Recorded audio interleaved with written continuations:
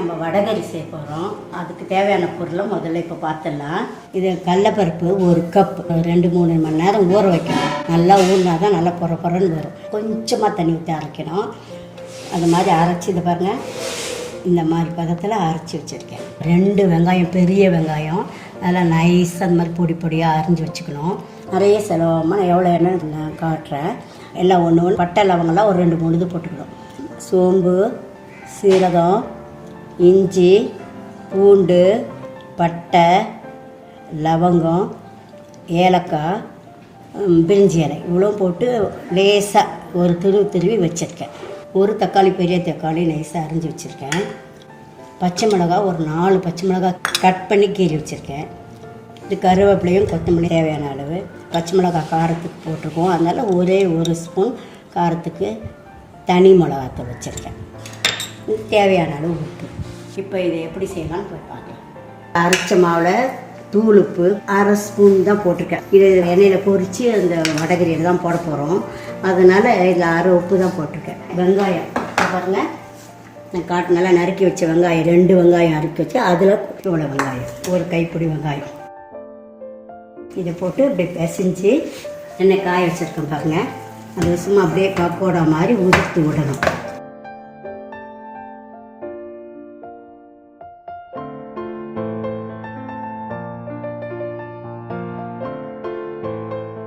கொஞ்சம் தீயை மிதமாக வச்சுக்கோங்க, அது வேகட்டும். எண்ணெய் வச்சுருக்கேன். இந்த எண்ணெயில் வடகரிக்கு தேவையான இந்த குழம்பு செய்ய போகிறோம்.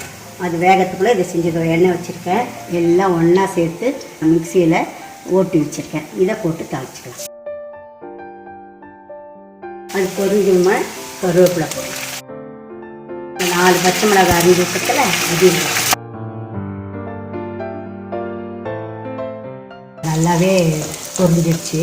வெந்து வச்சு பச்சை மாவு எல்லாத்தையும் இதே மாதிரியே பொரிச்சு மொத்தமாக எடுத்து வச்சுக்கலாம். நீங்கள் ஃபஸ்ட்டு இது செஞ்சுட்டு கூட அதை குழம்பு போய் செஞ்சுக்கலாம். போட்டதெல்லாம் பொரிஞ்சிடுச்சு. பச்சை மிளகாய், இஞ்சி, பூண்டு எல்லாம். இப்போது வெங்காயம் போடுறேன். நல்லா வதங்கிடுச்சு. இப்போ இந்த ஒரு தக்காளி, பெரிய தக்காளி நைஸாக நான் கட் பண்ணி வச்சுருந்ததை போடுறேன். அந்த மாவில் வேறு உப்பு போட்டிருக்கோம், அதனால் பார்த்து போடணும். கிரவிக்கு வேறு உப்பு மாத்திரம் போடுங்க.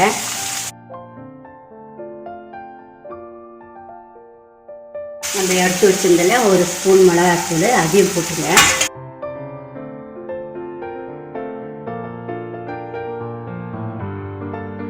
தண்ணி நல்லா 3 கப்புக்கு தண்ணி ஊற்றுறேன்.